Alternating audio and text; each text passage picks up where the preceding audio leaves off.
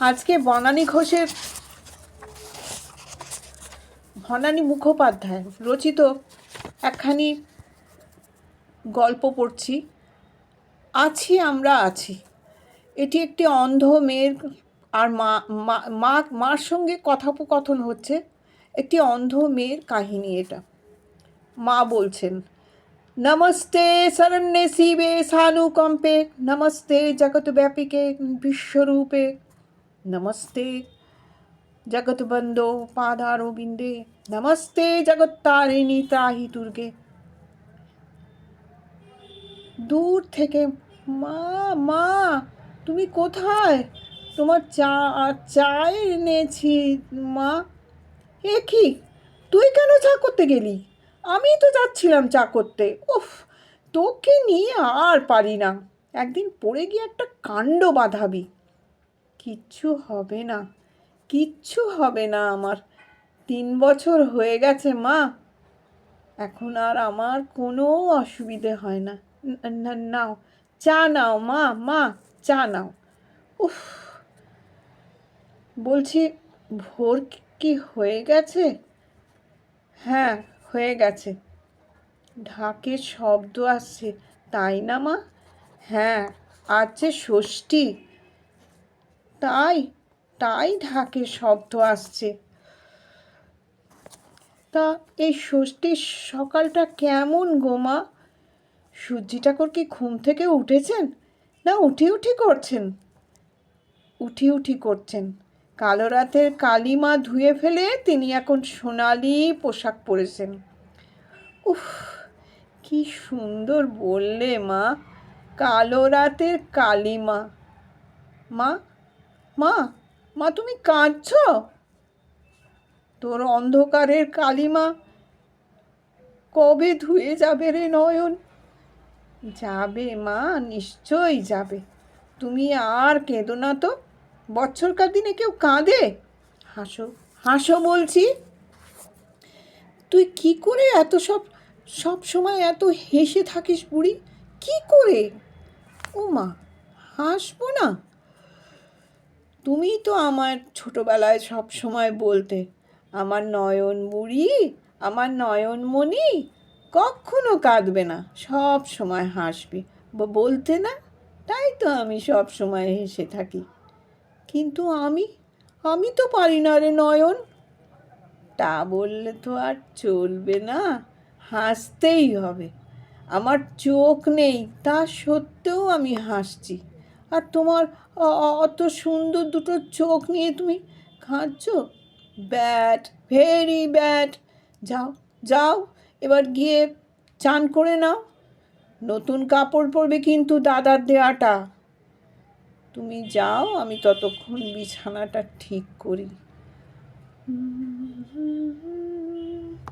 মা যেন কি খালি দুঃখ দুঃখ আর দুঃখ, সব সময় অত দুঃখী হলে চলে? আরে বাবা, আমার ভাগ্যে আমি অন্ধ হয়েছি, এতে তোমার কি দোষ? তবে এ কথা ঠিক, 3 বছর আগে অ্যাক্সিডেন্টে যখন মাথায় চোট পেয়েছিলাম, তখন যদি মরে যেতাম, তাহলে তাহলে আর আমার মায়ের এত কষ্ট হতো না। দাদা বৌদি আর বাচ্চাটাকে নিয়ে এতদিনে সব ভুলে যেত। ভাগ্যে আমার বাবা নেই, তা না হলে আমাকে এভাবে দেখে বড্ড কষ্ট হতো বাবার। মা দূর থেকে ডাকছে, নয়ন আমার হয়ে গেছে, তুই আয়। যাই মা। আচ্ছা, আজকে হঠাৎ আমার এত গান গাইতে ইচ্ছে করছে কেন? 3 বছর তো এসব পাঠ চুকে গেছে, তাহলে ইচ্ছে করছে যখন তখন গাই। এদিন আজি কোন ঘরে গো খুলে দিল দ্বার, আজি প্রাতে সূর্যটা সফল হলো কার। এ কি রে নয়ন, তুই গান গাইছিস? কি ব্যাপার? কি জানি, আজ হঠাৎ খুব ইচ্ছে করছে গান গাইতে। মনে হচ্ছে আজ নিশ্চয়ই ভালো কিছু হবে। হয়তো এমন কেউ আসবে যাকে আমি খুব ভালোবাসি, অথবা কোনো ভালো খবরও আসবে।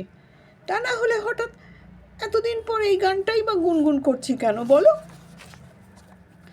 তাই যেন হয়, যেন ভালো খবরই আসে।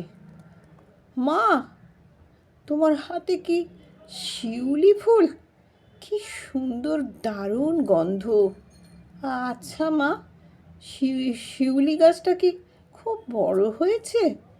হ্যাঁ, খুব বড় হয়েছে, দোতলা অবধি উঠে গেছে। ও মা, তাই? খুব সুন্দর লাগছে, তাই না মা? হ্যাঁ, খুব সুন্দর লাগছে। আমি আর বাবা পুঁতেছিলাম, তুমি বলেছিলে দরকার নেই শিউলিতে, বড্ড ছোঁয়া পোকা হয়। দেখছো তো এখন কত সুন্দর হয়েছে। মা, আমি আর ফুল তুলে দিতে পারি না বলে তুমি রাগ করো না তো? দূর পাগলি, আমি কি কখনো তোর উপর রাগ করেছি? ওই জন্যেই তো তোমায় আমি লক্ষ্মী মেয়ে বলি। আচ্ছা মা, বাবার আর তোমার ছবিটা কি ড্রেসিং টেবিলের উপর থেকে সরিয়ে রেখেছো? হ্যাঁ, দেয়ালে টাঙিয়ে রেখেছি। ভালো করেছো। ছবিটা কি সুন্দর, তাই না মা? সমুদ্রের ধারে ভোরবেলায় তুমি আর বাবা ঝিনুক কুড়োচ্ছ, কি সুন্দর যে তোমায় দেখাচ্ছে। প্রথম সূর্যের আলো এসে পড়েছে তোমার মুখে, মা দুর্গার মতো দেখাচ্ছে। মা দুর্গা না আর কিছু, মানুষকে কি ভগবানের মতো দেখতে হয় নাকি? হ্যাঁ হয়। তুমি যখন পুজোর অষ্টমীর দিন লাল পাড় শাড়ি পরে কপালে বড় টিপ লাগিয়ে চুল এলো করে পুজো দিতে, তখন তোমায় ঠিক মা দুর্গার মতোই লাগতো। প্রসূন বলেছিল ছবিটা বড় করে ল্যামিনেট করে দেবে। ওর কথা আর কেন নয়ন? ওই নিষ্ঠুর মানুষটার তো পুরো চ্যাপ্টারটাই ক্লোজ করে দিয়েছে। ঠিক বলেছ মা, সমস্ত ব্যাপারটাই ক্লোজ। জানো মা, আমার আমার অ্যাক্সিডেন্টের পর প্রসূন যখন বলল ওর মা বলেছেন একটা অন্ধ মেয়েকে বিয়ে করার মতো ভুল যেন না করে, তখন তখন আমার নিজেকে এত হেল্পলেস মনে হয়েছিল। আমি বলেছিলাম, প্রসূন, আজ যদি তুমি অন্ধ হয়ে যেতে তাহলে আমি কিন্তু তোমায় ছাড়তাম না। তখন আমাকেই তোমার প্রয়োজন হতো সব থেকে বেশি।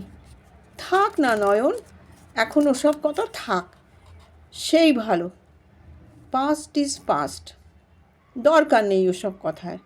তুই যা তো, চান করে আয়। আমি কাপড় বের করে রেখেছি, নতুন কাপড়। জানি জানি বৌদি যেটা দিয়েছে, তাই না? সেটা তো বারবার করে বলেছে ষষ্ঠীর সময় পরতে, না পরলে আর রক্ষে আছে? মা, আজকে বিকেলে আমাকে একবার প্যান্ডেলে নিয়ে যাবে? ষষ্ঠীর দিন তো বেশি ভিড় হয় না, যাবে? নিশ্চয়ই নিয়ে যাব। এখন তুই যা তো, আমি রান্না করতে যাব। ও বাবা, আজ তো ষষ্ঠী, আজ তো লুচি, ফুলকপির ডালনা, ছোলার ডাল আর নারকেল দিয়ে চাটনি, ব্যাস। ও গ্র্যান্ড। মা, তুমি ডালটা বসাও, আমি এসে ফুলকপি আর আলুটা কেটে দেব। আর চিন্তা করো না মা, আমি এখন সব করতে পারি। আমি যাচ্ছি। কী করে এত হাসি মুখে থাকে? কই, আমি তো পারি না। যে মায়ের চোখের সামনে 28 বছরের জলজলে মেয়ে অন্ধ ঘুরে বেড়ায়, সেই মা হাসবে কেমন করে? ও তো বাবা নেই, থাকলে তার সঙ্গে অন্তত নিজের কষ্টটা শেয়ার করতে পারতাম। তবে ভগবানের অনেক দয়া যে তিনি আমাকে ছেলের বউটি বড় ভালো দিয়েছেন, বড় ভালো মেয়ে। নয়নকে বুক দিয়ে আগলে রেখেছে। ওরা তো কিছুতেই পুরী যাবে না, নয়নই তো পাঠিয়েছে জোর করে। ও ঘরে ফোন বাজছে না? নয়ন, ফোনটা কি তুই ধরবি না? আমি ধরছি, আমার হয়ে গেছে। হ্যালো। ভাগ্যি বাড়িতে ফোন আছে, খানিকক্ষণ কথা বলে সময় কাটাতে পারে। আর টিভি, ও বলে আমি টিভি দেখি না, শুনি। মা, ও মা, বলছিলাম না আজ ভালো খবর আসবে? ঠিক এসেছে। কি খবর রে? আমি ঠিক জানতাম 3 বছর পর আজ যখন হঠাৎ আমার গান গাইতে ইচ্ছে করছে, তখন তখন তখন নিশ্চয়ই ভালো হবে, নিশ্চয়ই। আরে বাবা, কি খবর সেটা তো বলবি। কে ফোন করেছিল? শম্পা, শম্পা, শম্পা ফোন করেছিল। শম্পা, শম্পা সে কে? সে কি, তুমি শম্পাকে ভুলে গেছো? প্রসূনের বোন, মনে নেই? তার আবার এতদিন পর কি খবর খবর দেওয়ার আছে? বাহ, প্রসূনের মেয়ে হয়েছে। মেয়ে হয়েছে না কাল নর্থল্যান্ডে, খুব নাকি সুন্দর হয়েছে। হবে না? ওর বউ যে ভীষণ সুন্দর, খুব ভালো দেখাতো। কি বলেছিলাম না ভালো খবর আসবে? ঠিক এলো তো। এটা ভালো খবর? প্রসূনের মেয়ে হয়েছে, এটা তোর কাছে ভালো খবর? ভালো নয়? ওই ওই বাচ্চাটা তো আমার কাছেই আসতে চেয়েছিল মা। ওকে তো কত দিন ধরে আমি বুকের ভেতর রেখে দিয়েছিলাম। ও যে ও যে আমার স্বপ্ন ছিল একদিন। কিন্তু কিন্তু ওই মেয়েটা, ওই ভীষণ সুন্দর মেয়েটা, ওকে আমার কাছ থেকে কেড়ে নিয়ে গেল মা। নয়ন, আজ বিকেলে আমায় একটু নার্সিংহোমে নিয়ে যাবে মা? আমি আমি শুধু ওকে একবার একবার ছোঁবো।